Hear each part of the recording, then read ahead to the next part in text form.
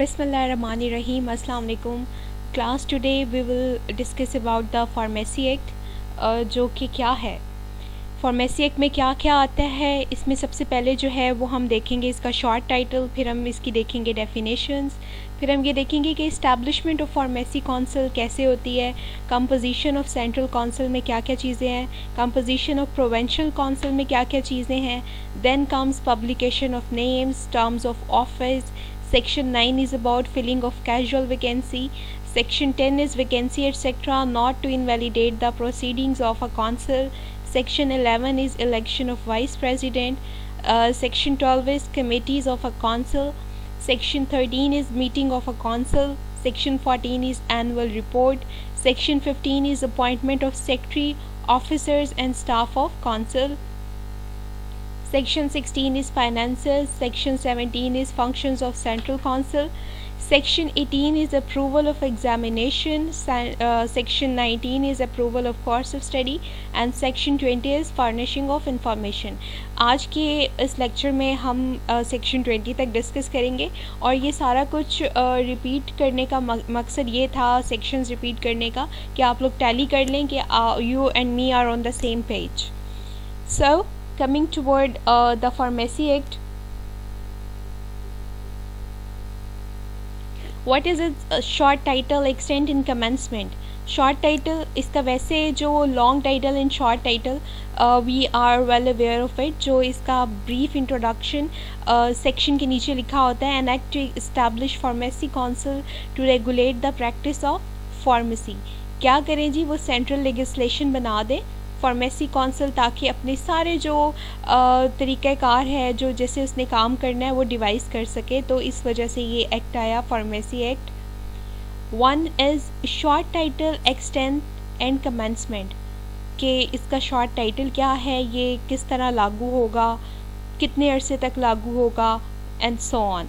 सो section 1 का sub section 1 है, pharmacy act 1967 extends to the whole of Pakistan, के ऐसा नहीं है इसके कुछ हिस्सों को इस्तिस्ना हासिल हो और कुछ को ना हो, ये सब के ऊपर इक्वली लागू होगा, पूरे पाकिस्तान के ऊपर लागू होगा। पूरे पाकिस्तान के रजिस्टर ए, रजिस्टर बी और रजिस्टर सी में जितने भी लोग रजिस्टर्ड होंगे उनके ऊपर कौन सा एक्ट लगेगा जी, फार्मेसी एक्ट लगेगा।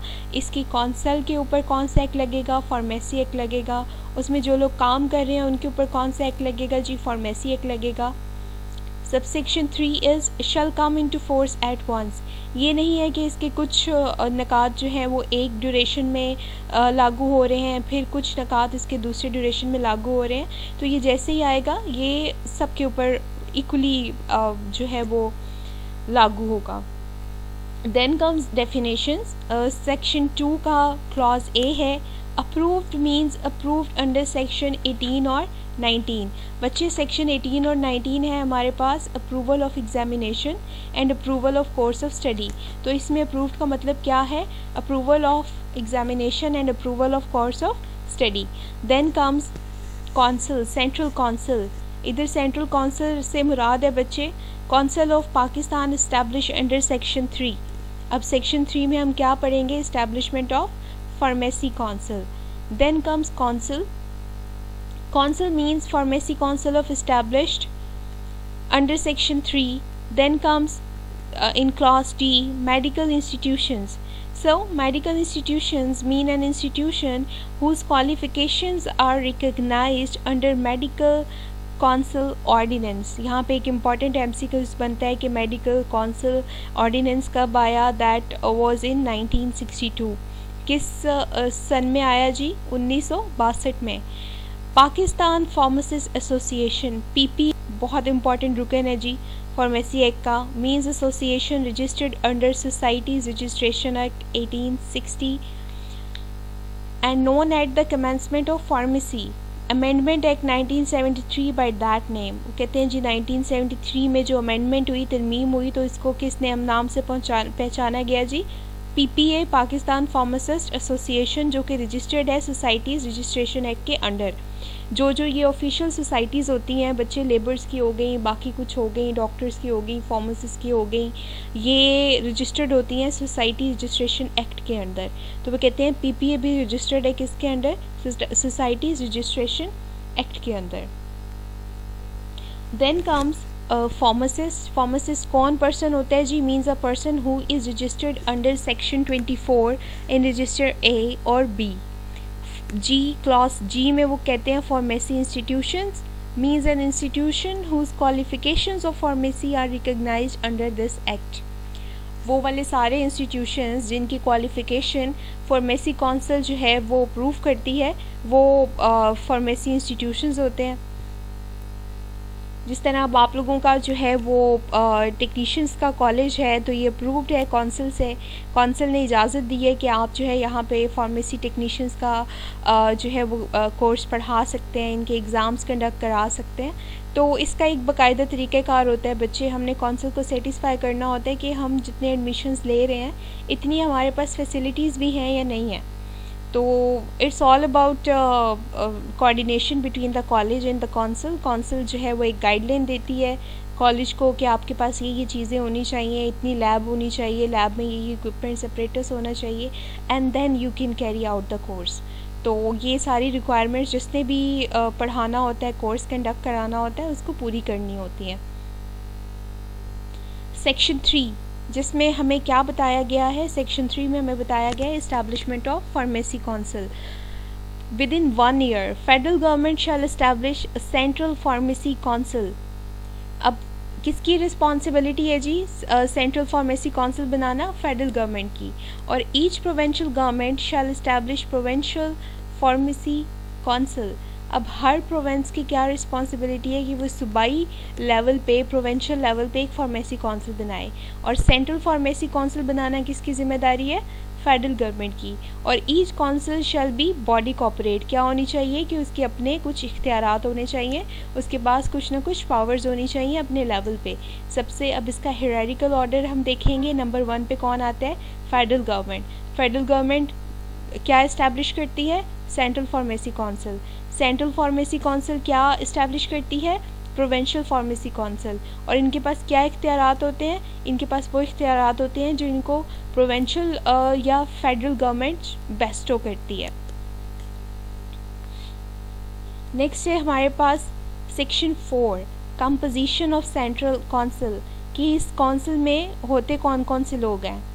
अब इसका भी हम हायरार्किकल ऑर्डर देखेंगे जी।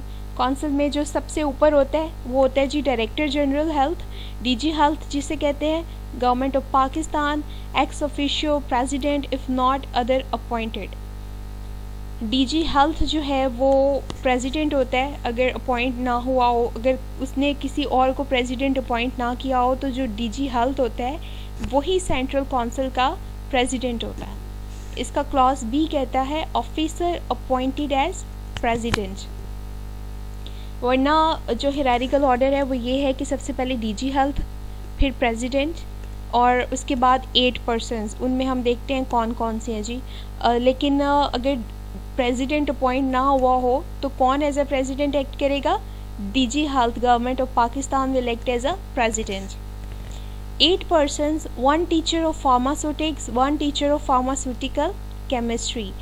8 टोटल इसकी कॉन्स्टिट्यूशन होएगी, जिसमें 1 फ्रॉम ईच प्रोविंशियल गवर्नमेंट।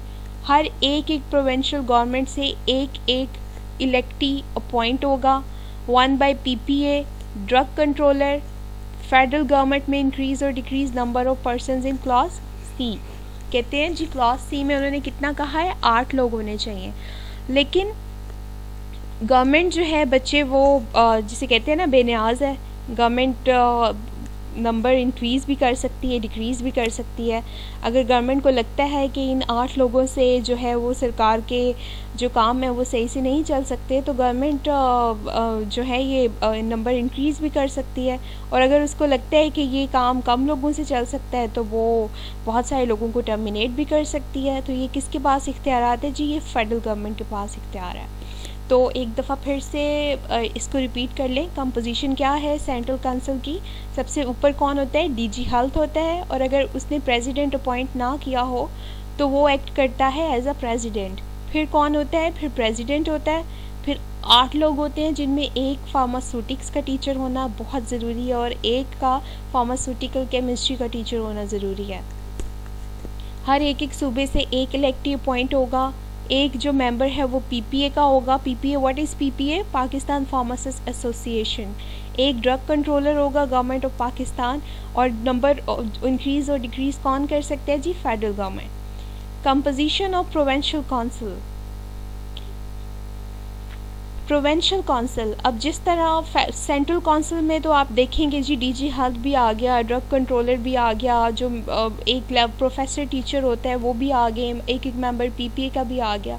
उसके बाद जो सूबाई लेवल पे काउंसिल होती है, जिस तरह ये हमारी फार्मेसी काउंसिल लाहौर है, इसमें कौन होता है? अब अगर आपका कभी चक्कर लगे जी लाहौर में, या इंशाल्लाह जब आपकी डिग्री कंप्लीट होगी आप रजिस्ट्रेशन के लिए जाएंगे, तो सबसे पहले आप जिस इंसान से मिलेंगे वो आपको कहेगा जी आपने डॉक्यूमेंट साइन कराने हैं सेक्रेटरी साहब से। तो सबसे ऊपर कौन है जी कंपोजिशन ऑफ प्रोविंशियल काउंसिल में से? Secretary health department, x officio president if not other appointed. Secretary health अगर प्रेसिडेंट अपॉइंट ना हुआ हो। फिर कौन है जी? प्रेसिडेंट है। इसमें 5 पर्सनस हैं। जो उसमें जो पहले हमने पढ़ी है सेंट्रल काउंसिल, उसमें 8 लोग थे, इसमें कितने लोग हैं? इसमें 5 लोग हैं। 1 बाई पीपीए। प्रोविंशियल गवर्नमेंट में, इसमें भी गवर्नमेंट को जी इख्तियार दिया गया है कि वो नंबर इंक्रीज़ कर सकती है कि डिक्रीज़ कर सकती है। उधर सेंट्रल काउंसिल में सबसे ऊपर डीजी हेल्थ था, इधर सेक्रेटरी हेल्थ है। उधर हमारे पास कितने लोग थे? 8 लोग थे। इधर हमारे पास प्रोविंशियल लेवल पे कितने लोग हैं जी? 5 लोग हैं। तो ये हिरारिकल ऑर्डर आपने याद रखना है। इसमें से ये वाला क्वेश्चन आता है बच्चे, कंपोजिशन ऑफ सेंट्रल काउंसिल आता है कि कितने लोग हैं, या इसका कंपैरिजन आ जाता है सेंट्रल काउंसिल का और प्रोविंशियल काउंसिल का, कि इनका हिरारिकल ऑर्डर जो है वो डिस्क्राइब करें। फिर हमारे पास बच्चे सेक्शन 6 जो है वो ओमिटेड है, आपके सिलेबस में इंक्लूड नहीं है। सेक्शन 7 है publication of names. Federal government और provincial government as the case में be shall publish in the official gazette the name of member of the council। ऐसा नहीं हो सकता कि फेडरल गवर्नमेंट और प्रोविंशियल गवर्नमेंट अपनी मर्ज़ी से मेंबर्स अपॉइंट करे और अपनी मर्ज़ी से मेंबर्स को निकाल दे, या ऑल्दो इसमें गवर्नमेंट का हाथ होता है, लेकिन वो जो भी करे गवर्नमेंट, वो गवर्नमेंट की रिस्पॉन्सिबिलिटी है कि अवामुल नास को ऑफिशियल गज़ट में पब्लिश करके बताए कि आजकल डीजी हेल्थ का जो है ओहदा वो फ़लाँ साहब ने संभाला हुआ है, सेक्रेटरी हेल्थ का ओहदा फ़लाँ साहब ने संभाला हुआ है। कौन है सेक्रेटरी हेल्थ बच्चे पाकिस्तान का?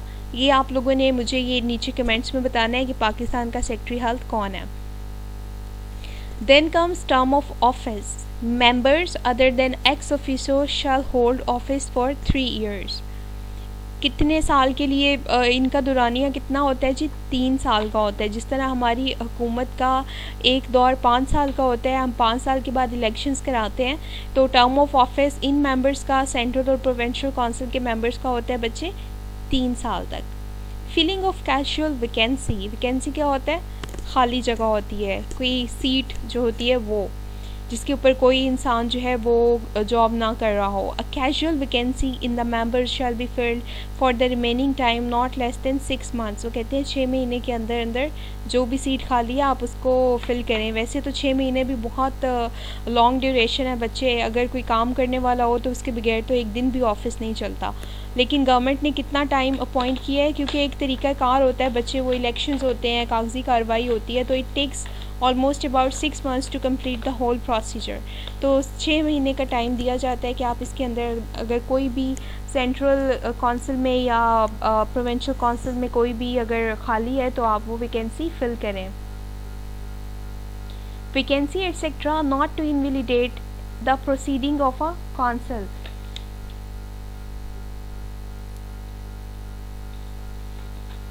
No proceeding of a council shall be invalid on the existence of any vacancy or defect in composition of the council। अब क्या होता है बच्चे, बहुत दफ़ा हम लोग माशाल्लाह बहुत पाकिस्तानी कौम आगे है इन कामों में।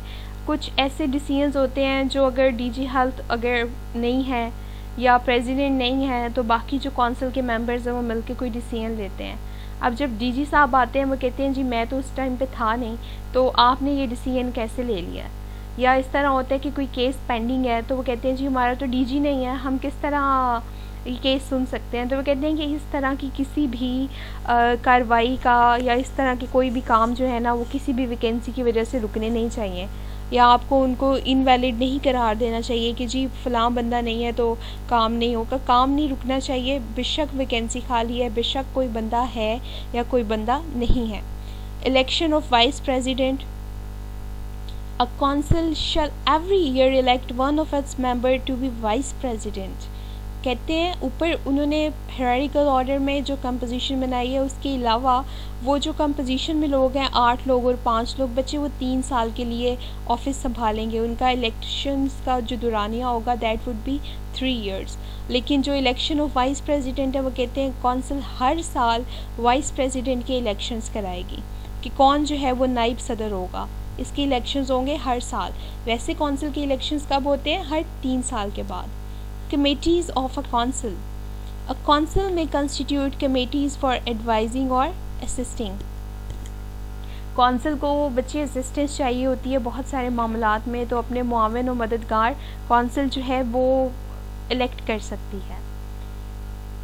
Meeting of a council at such time and place as may be laid down by its bylaws। अब bylaws क्या होते हैं? जो किसी भी ऑर्गेनाइजेशन के इंटरनल SOPs होते हैं, स्टैंडर्ड प्रोटोकॉल्स होते हैं जिसके ऊपर उन्होंने काम करना होता है। उसके अंदर लिखा होता है कि कौंसिल अपने मामलात डिस्कस करने के लिए कितने टाइम बाद जो है वो मीटिंग करेगी। जिस तरह बहुत सारे स्कूल्स कॉलेजेस में स्टाफ की मीटिंग होती है, किसी की 15 दिन के बाद होती है, किसी के महीने के बाद होती है, किसी कोई 6 महीने में एक दफ़ा रखता है, कोई 3 महीने में एक दफ़ा रखता है। तो मीटिंग कब होगी ये कौंसिल अपने बाय लॉज में स्पेसिफाई करेगा कि हम हर 2 महीने के बाद या 3 महीने के बाद सब मेंबर्स इकट्ठे होंगे और डिस्कस करेंगे कि कैसा काम जा रहा है, हर कोई अपनी ड्यूटीज़ पूरी कर रहा है या नहीं कर रहा, ये सारे मामलात। Then comes annual report. After the close of every year, कि हर साल में जब साल ख़त्म होता है, central council shall submit to the federal government and provincial council to the provincial government. अब हर किसी ने बच्चे अपने से ऊपर वाले इदारे को ये बताना है कि हमने पूरे साल में ये किया है। जिस तरह आपका रिज़ल्ट आता है और आप साल के आखिर पे अपने वालिदैन को अपनी कारकर्दगी बताते हैं कि जी हमने ये तीर मारे हैं, ये हमारी कारकर्दगी है। तो इसी तरह जो प्रोविंशियल काउंसिल्स होती हैं और जो फेडरल काउंसिल्स होती हैं वो सेंट्रल काउंसिल को और फेडरल गवर्नमेंट को और प्रोविंशियल गवर्नमेंट को अपनी कारकर्दगी की रिपोर्ट देते हैं। उसके बाद है जी appointment of secretary, officers and staff of council। A council shall, with the approval of federal government or provincial government, as the case may be, appoint a secretary for pharmacist। अभी इस तरह होता है कि अगर हम लोगों ने अपनी कैटेगरी रिन्यू करानी हो या हम लोगों ने अपनी कैटेगरी पे साइन कराने हो तो जो फार्मेसी काउंसिल होती है उसमें एक सेक्रेटरी साहब बैठते हैं, जो कौन होते हैं? जो काउंसिल के सेक्रेटरी होते हैं।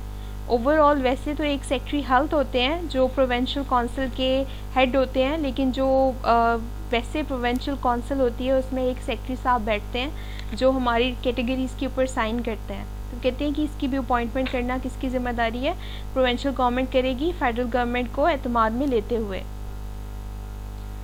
The council may appoint officers and staff as may be necessary. वो कहते हैं कि अगर उनको लगता है कि उनकी काम में और लोगों की ज़रूरत है तो वो और लोग अपॉइंट कर सकते हैं, ऑफिसर्स भी और स्टाफ भी। ये किसको इख्तियार है जी? काउंसिल्स को इख्तियार है। Finances for central council dispose by federal government. अब ऑब्वियसली बच्चे फेडरल गवर्नमेंट के अंदर सेंट्रल काउंसिल आ रही है तो उसके सारे फाइनेंसेस कौन देखेगा? फेडरल गवर्नमेंट देखेगी। और जो प्रोविंशियल सूबाई लेवल पे है उसको सूबाई हुकूमत देखेगी हमारी। करेगी क्या? ये क्या क्या काम होंगे जी? फंक्शंस ऑफ सेंट्रल काउंसिल क्या क्या होंगे? फंक्शंस ऑफ सेंट्रल काउंसिल होंगे बच्चे to approve examination in pharmacy. जो ये फार्मेसी के इम्तिहान वगैरह होते हैं वो इनका सिलेबस, इसका आउटलाइन जो है वो डिवाइस करेगी central council. To approve the subjects कि कौन कौन से सब्जेक्ट्स होंगे ये भी कौन बताएगा, सेंट्रल काउंसिल बताएगी। To approve course of study and practical training in pharmacy. अब ये जो हमारे सारे हम लोग आप लोगों को प्रैक्टिकल परफॉर्म कराते हैं, इसमें ये होता है आपने ये प्रैक्टिकल करना है, ये नहीं करना, आपके कोर्स में ये चीज़ें हैं, ये नहीं ऐड हो रही, ये सारा कुछ बच्चे पीछे से आता है, काउंसिल से आता है। ये ऐसा नहीं होता कि आपके टीचर्स ने सर जोड़ के बैठ के आपका सिलेबस बना दिया और कहा जी ये आसान है, ये हम बच्चों को कराएंगे, ये मुश्किल है, ये हमारे बच्चे नहीं कर सकते। It's not like that. पीछे से जो सिलेबस आता है काउंसिल से अप्रूव होके आता है, वी आर बाउंड कि हम आपको वो सारा सिलेबस कवर कराएं। Then comes to prescribe conditions and procedure for admission to the examination. अब समटाइम्स इस तरह भी होता है ना जी कि आप के मार्क्स इतने % होंगे तो आप इधर एडमिशन ले सकते हैं, तो ये वाली सारी शराइत भी पीछे से आती हैं। कहाँ से? सेंट्रल काउंसिल से। फिर आते हैं to prescribe standard of teaching. Standard of teaching कि आपने जिस तरह आपके कॉलेज का है कि एमफिल लेवल के टीचर्स ही पढ़ा सकते हैं, ग्रेजुएट टीचर्स नहीं पढ़ा सकते, तो ये भी कौन डिवाइस करता है? सेंट्रल काउंसिल करता है। To prescribe equipments and facilities to the students. आपकी लैब में जिस तरह सारे इक्विपमेंट्स हैं, फैसिलिटीज़ हैं, ये सब कुछ भी काउंसिल के बच्चे, काउंसिल ने डिवाइस किया है। ये काउंसिल ने बताया है कि कितने आपके पास कौन सा अपरेटस होना चाहिए फैसिलिटी के हिसाब से, बच्चों की स्ट्रेंथ के हिसाब से। इसका क्लॉज जी है टू रिकग्नाइज डिग्री और डिप्लोमा इन फार्मेसी। ये वो जो रजिस्ट्रेशन के बारे में बताया जी कि कुछ यूनिवर्सिटीज़ में आपने देखा होगा कि वो डिग्री स्टार्ट कर देते हैं लेकिन वो एफिलिएट नहीं हुए होते हैं, तो अगर वो एफिलिएशन उसकी काउंसिल के साथ ना हो तो वो आपको रजिस्टर्ड नहीं करते रजिस्टर ए या बी में। To cause inspection of pharmacy institution, जो इंस्पेक्शन के लिए टीम्स आती हैं कि ये सही पढ़ा रहे हैं, नहीं पढ़ा रहे, इनके पास फैसिलिटीज़ हैं नहीं है, ये सब कुछ भी कौन देखता है? ये सारा कुछ भी काउंसिल देखती है। बहुत सारी और चीज़ें और रूल्स एंड रेगुलेशंस बनाती है, ये सारी जिम्मेदारियाँ हैं फार्मेसी काउंसिल की। सेक्शन 18 है अप्रूवल ऑफ एग्जामिनेशन।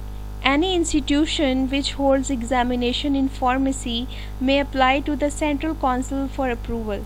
कि अगर किसी भी इंस्टीट्यूशन ने, जैसे आपका कॉलेज है, वो कहते हैं जी हमने इधर फार्मेसी टेक्नीशियन तो हमने स्टार्ट की हुई है, अब यहाँ पे हम फार्मेसी स्टार्ट करना चाह रहे हैं, तो वो किसकी इजाज़त लेंगे? वो सेंट्रल काउंसिल की इजाज़त लेंगे। काउंसिल से फिर लोग आएंगे, वो इंस्पेक्ट करेंगे, देखेंगे इनका स्टैंडर्ड ऑफ टीचिंग, इनका स्टैंडर्ड ऑफ बाकी जो बच्चों का ऑपरेटर्स प्रैक्टिकल्स वगैरह के हिसाब से अच्छा है, अप्रूवल दे देंगे। अगर उन्हें किसी चीज़ की कमी लगे तो वो निकाल देते हैं जी, वो खारिज कर देते हैं नाम कि आपको अप्रूव नहीं किया जाता। ऑल्दो जो फार्मेसी टेक्नीशियंस का डिप्लोमा होता है, इसको भी स्टार्ट करने से पहले कुछ रेगुलेशंस होती हैं जो कॉलेज को पूरी करती हैं। अगर वो कॉलेज आपका उस मेयार के ऊपर पूरा उतर आए तो उसको अप्रूवल मिलती है कि वो कोर्स ऑफ स्टडी स्टार्ट कर सकता है, अदरवाइज़ उसको इजाज़त नहीं मिलती। The central council if is satisfied shall approve the examination. वही बात कि अगर सेंट्रल काउंसिल मुतमईन हो जाएगी जी ठीक है सारी सहूलियात जो हैं वो बच्चों के मेयार के मुताबिक हैं, तो इजाज़त मिल जाती है, अदरवाइज़ वो नहीं इजाज़त देते हैं। Approval of course of study कि क्या पढ़ाना है, कोर्स ऑफ स्टडी क्या है, ये सब कुछ भी सेंट्रल काउंसिल डिसाइड करती है। अगर सेंट्रल काउंसिल बच्चे मुतमईन हो जाए तो वो दरख्वास्त आगे भेज देती है फेडरल गवर्नमेंट को। ऑब्वियसली सेंट्रल काउंसिल किसको जवाब दे है? फेडरल गवर्नमेंट को है। और फेडरल गवर्नमेंट अगर सेंट्रल काउंसिल अप्रूव कर दे तो वो दरख्वास्त जाती है फेडरल गवर्नमेंट के पास और फेडरल गवर्नमेंट उसको अप्रूव कर दे तो आपका कॉलेज एफिलिएट हो जाता है, उसको अप्रूवल मिल जाती है। अब वो क्या है? लीगली ऑथराइज्ड है कि वो कोर्स ऑफ स्टडी कंडक्ट कर सके और कोर्सेज पढ़ा सके वहाँ पे, जिसकी उसको काउंसिल ने इजाज़त दी है। Then come furnishing of information. Institution applying under section 18 or 19 or approved shall furnish to the central council information about। वो कहते हैं कि कौन कौन सी फर्निशिंग इंफॉर्मेशन का मतलब होता है मालूमात मुहैया करना। तो कौन कौन से, अगर किसी कॉलेज को अप्रूवल लेनी हो या मिल गई हो तो वो क्या क्या इंफॉर्मेशन फर्निश करेगी सेंट्रल काउंसिल को। Course of study and training कि उन्होंने कौन सा कोर्स पढ़ाना है, अगर फार्मेसी टेक्नीशियन का पढ़ाना है वो कौंसिल को बताएंगे, अगर फार्मेसी का पढ़ाना है वो कौंसिल को बताएंगे। Examination held, ages of student, क्या क्या माशाल्लाह हमारे बच्चों की उम्रें हैं वो बताएंगे। इक्विपमेंट एंड फैसिलिटीज़, क्या हमारे पास इक्विपमेंट्स हैं, क्या फैसिलिटीज़ हैं, course of study, training, examination and standard of teaching, ये सारी चीज़ें बच्चे हम कौंसिल को बताएंगे, कौंसिल को एतमाद में लेंगे और उसके बाद कौंसिल जो है वो फेडरल गवर्नमेंट को दिबाचा भेजेगी, एप्लीकेशन आगे फॉरवर्ड करेगी और उसके बाद ये सारा कुछ अप्रूवल का जो है वो मुकम्मल होता है। ऐसे नहीं होता किसी का दिल किया उसको कॉलेज खोल के बैठ गया और मज़े से डिग्रियां बांट रहा है। इट्स नॉट दैट सिंपल, इसके पीछे एक पूरा तरीक़ाकार होता है, आपको अप्रूवल लेनी पड़ती है, आपको बिल्डिंग की, जिस तरह मेडिकल स्टोर और फार्मेसी की बिल्डिंग की रिक्वायरमेंट्स हैं कि इतने इतने मीटर लंबी होनी चाहिए, चौड़ी होनी चाहिए, बोर्ड यहाँ पे लगा होना चाहिए, ये मेडिसिन आप रख सकते हैं, टेम्परेचर इतना होना चाहिए। इसी तरह आपके कॉलेज की भी कुछ रिक्वायरमेंट्स होती हैं जिसके ऊपर पूरा उतरना लाजिम व मलजूम होता है। कोई क्वेश्चन हो बच्चे तो you are more than welcome, आप पूछ सकते हैं। And best of luck, take care, अल्लाह हाफ़िज़।